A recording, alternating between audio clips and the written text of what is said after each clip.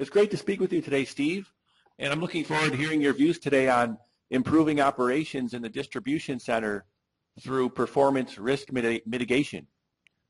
My first question is supply chain risk mitigation new? I mean, seems to be been talked about before. So what does it mean to you?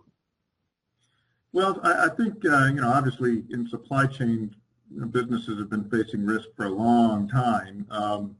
What's somewhat new about it is in recent years, it became a practice, a fairly well-known practice area within supply chain to do supply chain risk management.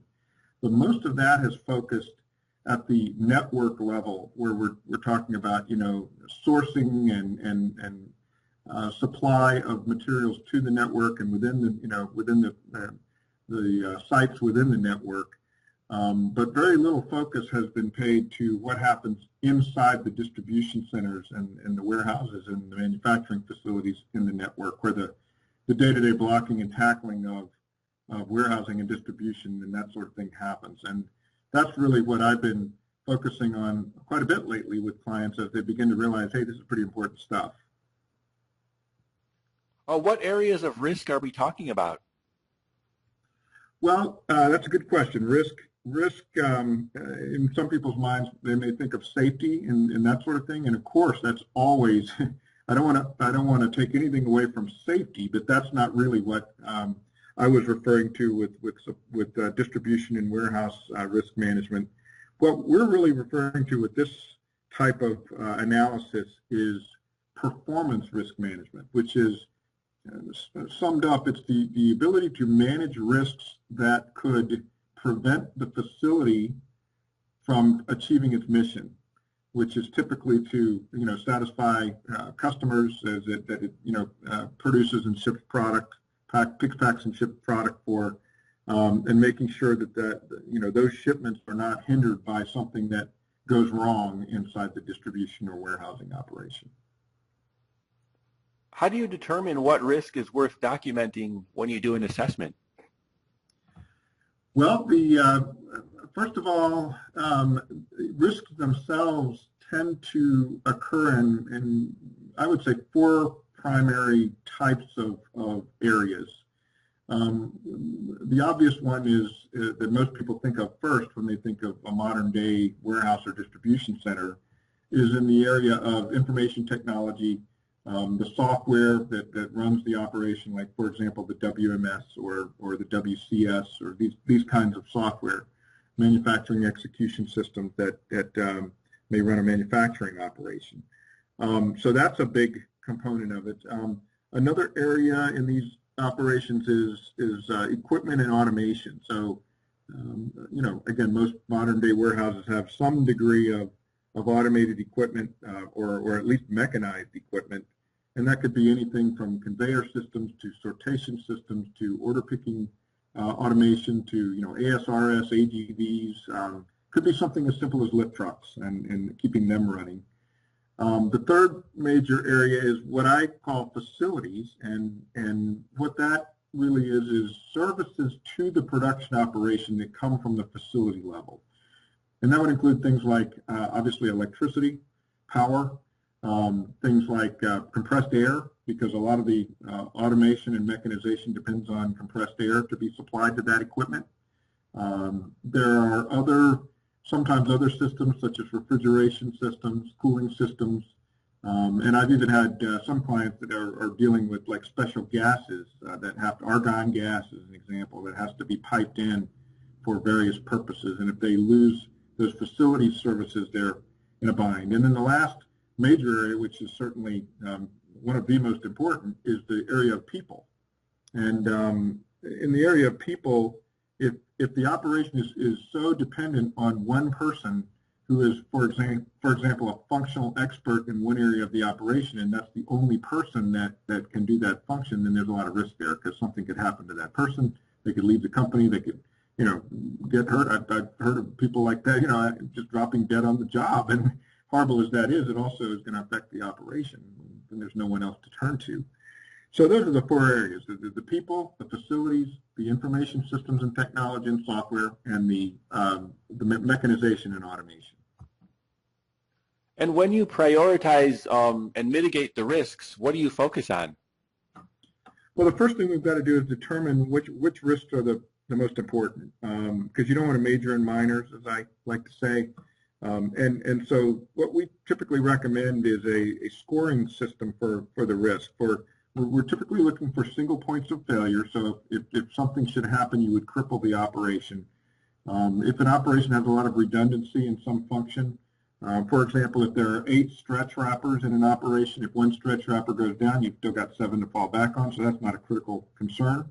But if there's if there's a WMS that runs the whole facility, obviously that's a single point of failure, and when that goes down, there's nothing else to fall back on.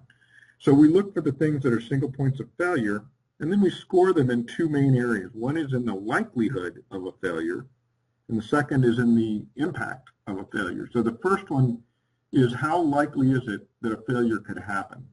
And there's various types of those, failures. They could be scored differently, but the fact that a risk should manifest itself in a failure in the first place, that's the likelihood. And then the second scoring component is the impact. So that assumes this failure happened. Now, what impact does that have on my business and in my ability to ship the product, that sort of thing. And so that has to have a scoring associated with it as well.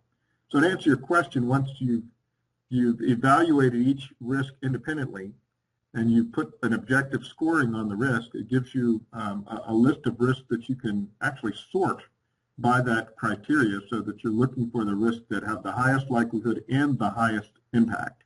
And those obviously would be the risks that you would start with as the most important ones to mitigate. And can you talk about how do you reduce the risk?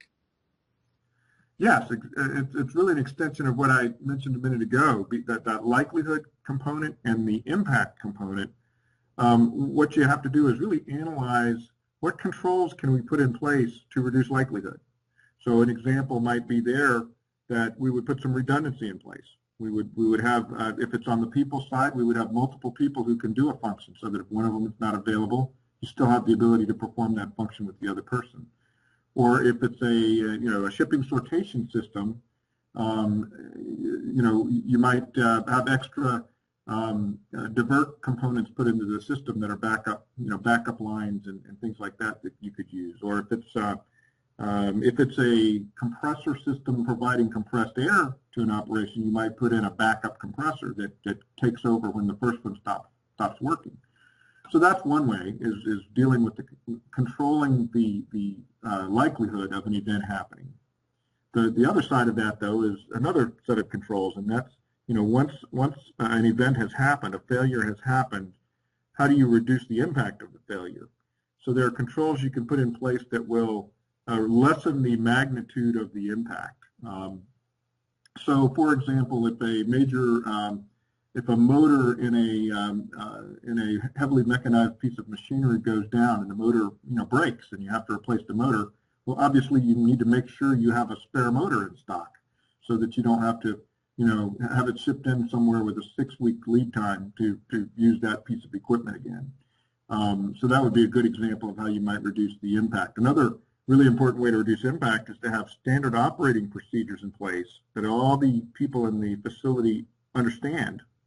That when a breakdown of that type occurs, everyone knows how to follow the playbook, and everyone knows what to do, what the contingency plan is in that operation. I'll give you a concrete example. There was a client I have that has a very complex merge, a sawtooth merge in a high-speed conveyor system that is sort of the main artery coming into their main sorter, and if that merge fails, they have a plan in place that they can staff that merge with people so that the people can literally manhandle the cartons and totes that come from the individual lines and put them on the main line. It's a labor-intensive process, but it allows them to keep shipping product while the merge is being repaired.